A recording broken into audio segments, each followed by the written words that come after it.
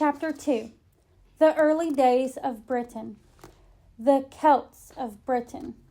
After the Western Roman Empire fell, all of the countries that had once belonged to Rome were free of Roman rule. One of those countries was Britain. Do you remember flying over Britain on your magic carpet? The Roman soldiers in Britain were fighting fierce, dangerous warriors who were painted blue. These warriors were called Celts. The Celts lived in Britain before the Romans invaded the island. They weren't happy to see the Romans arrive, and even though the Romans set up camps and towns in the south part of Britain, they never managed to conquer all of the Celts. When the Western Roman Empire fell, the Celts drove the last Roman soldiers out of their country. Now Britain was theirs again. The Celts were proud of their fighting strength. They praised men who had courage in battle. They sang songs and told stories about great warriors. Specially trained singers called bards learned stories about the chieftains and battle heroes of long ago. The stories weren't written down. Instead, bards learned them from each other and memorized them so that they could be told again and again. These stories told Celtic children that it was good to be strong and warlike. One story told around the fires of the Celts was of Craith and his companions, 3 warriors with special powers. The story might have sounded something like this. One day, the warrior Craith said to himself, "I am a great fighter and have never lost a battle, but I am lonely. I want to marry a woman with hair as black as a raven's wing, skin as white as snow, and cheeks as red as blood. But the only woman as beautiful as all that is held prisoner by the great giant Favor of the mighty blows at the end of the world." So Craith set off to fight the giant Favor and rescue the beautiful woman who was the giant's prisoner. As he walked along the road, he saw a warrior standing at the roadside with a rock in his hand. "What are you doing with that rock?" asked Craith. "See that bird sitting on the topmost twig of the tree at the end of the world?" the warrior said, pointing.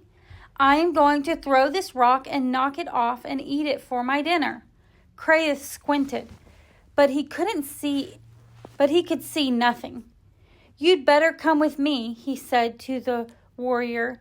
"I could use a companion with eyes as good as yours." And so the 2 men walked along. Soon the 2 of them saw a warrior laying on the ground with his ears pressed into the dirt.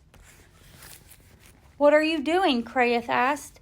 "Oh," the warrior said, "I'm listening to the grass grow down at the end of the world." "You'd better come with us," Craith said. "Your hearing might help us in our quest." And so the 3 men walked along. Soon they heard a noise behind them. Thump, thump, thump. They turned and saw a warrior coming up fast behind them. He was hopping on one foot, and his knee was bent so that his other leg was tied up behind him. "Why don't you untie your other leg?" Craith asked. "Oh," the hopping warrior said, "if I did that, I would run so fast that I would soon be at the end of the world, and then where could I go?" "Come with us," the 3 said, and they walked on towards the end of the world. Soon the castle of the giant Favor and the mighty blows came into sight. The warrior Craith and his 3 companions stood beneath the walls and called up, "Giant, giant Favor, we've come to rescue the woman with hair like a raven's wing, skin like snow, and cheeks like blood. Set her free." When the giant heard them calling, he laughed. "Bring me 3 bottles of water from the well at the other end of the world," he shouted out his window. "Then I'll let her go." I swear." "Go and get the water," Craith said to the hopping warrior. The warrior untied his leg and set his foot on the ground. Instantly he was gone. No more than a moment passed, and he was at the well, all the way on the other side of the world. He filled his bottles and started back. But halfway there he thought, "I'm going so fast that I'll be back before they can blink.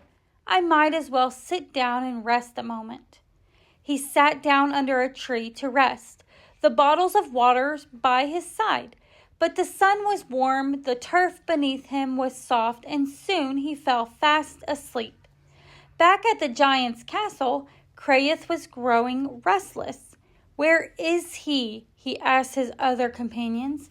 The warrior with the keen ears lay down and pressed his ear against the ground. "I can hear him snoring halfway around the world," he said. "Here, you with the eyes, throw a rock to wake him up." So the warrior with the sharp eyes peered halfway around the world and saw his friend dozing by the roadside. He lifted a rock and threw it. The rock flew through the air for hundreds of miles until it hit the sleeping man. Ping!